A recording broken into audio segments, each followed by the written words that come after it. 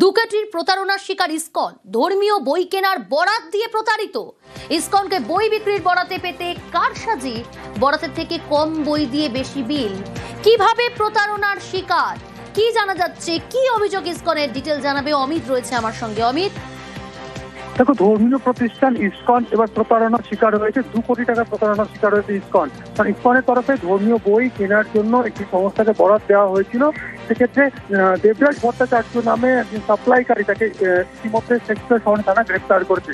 ইসকনের তরফে যেটা অভিযোগ জানানো হয়েছিল সেক্টর শহরে থানাতে, এই দেবরাজ ভট্টাচার্য এবং তার অ্যাসোসিয়েট শ্যামল কান্তি, তারা দুজনে মিলে ইসকনকে বই সাপ্লাই দেওয়ার কথা ছিল। বা যে সংখ্যায় বইয়ের বরাত দেওয়া হয়েছিল বা অর্ডার দেওয়া হয়েছিল ধর্মীয় গ্রন্থ, সেই সংখ্যায় বই না দিয়ে বিল ফর্জারি অর্থাৎ ভুয়ো বিল জমা দিয়ে ইসকন কর্তৃপক্ষের কাছ থেকে 2 কোটি টাকা হাতিয়ে নিয়েছে বা 2 কোটি টাকা তুলে নিয়েছে।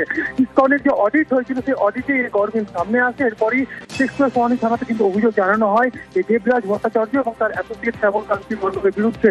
এরপরই তদন্ত শুরু করা হয় এবং যখন অভিযোগ জানানো হয় সেক্টর সোয়ানি থানাতে, তারপর থেকে কিন্তু এই দেবরাজ ভট্টাচার্য গা ঢাকা দিয়েছিলেন শহর কলকাতা থেকে, এবং চলতি সপ্তাহে তিনি কলকাতায় এলে এখনো পর্যন্ত পুলিশ সূত্র থেকে যেটা দাবি করা হচ্ছে তার টাওয়ার লোকেশন করে গিরিশ করা এলাকা থেকে কালকে রাতে গ্রেপ্তার করা হয়েছে। আজকে প্যান্সেল কোর্টে পেশ করে নিজেদের হেফাজতে নিয়েছে পুলিশ। কারণ পুলিশ মনে করছে এই যে ইসকনের সাথে ইসকন যে প্রতারণার শিকার হয়েছে, তাদেরকে ভুয়ো বিল দেওয়া হয়েছে এবং যে সমস্ত টাকা, যে 2 কোটি টাকা নিয়েছিলেন দেবরাজ ভট্টাচার্য এবং তার অ্যাসোসিয়েট শ্যামল কান্তি মণ্ডল, তারা বিভিন্ন ছোট ছোট সেল কোম্পানি খুলে সেই সমস্ত কোম্পানিতে এই সমস্ত টাকা লগ্নি করেছে। সেই সমস্ত কোম্পানি সম্পর্কে তথ্য পেতে চান শ্যামল কান্তি এখনো অ্যারেস্ট হয়নি, তারও কিন্তু সন্ধান পেতে চাইছে এবং এই স্বপ্নে আরো বেশ কয়েকজন আছে বলে মনে করছে।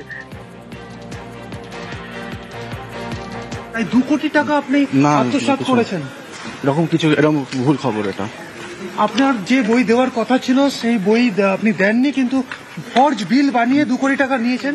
না, ভুল কথা, ভুল খবর এগুলো। সরাসরি অভিযোগ আনছে ইসকন, আপনি 2 কোটি টাকা আপনি ফর্জ ওদের সাথে ভুয়ো বিল দিয়ে টাকা নিয়েছেন, কিন্তু বই সাপ্লাই করেননি, অডিটে ধরা পড়েছে।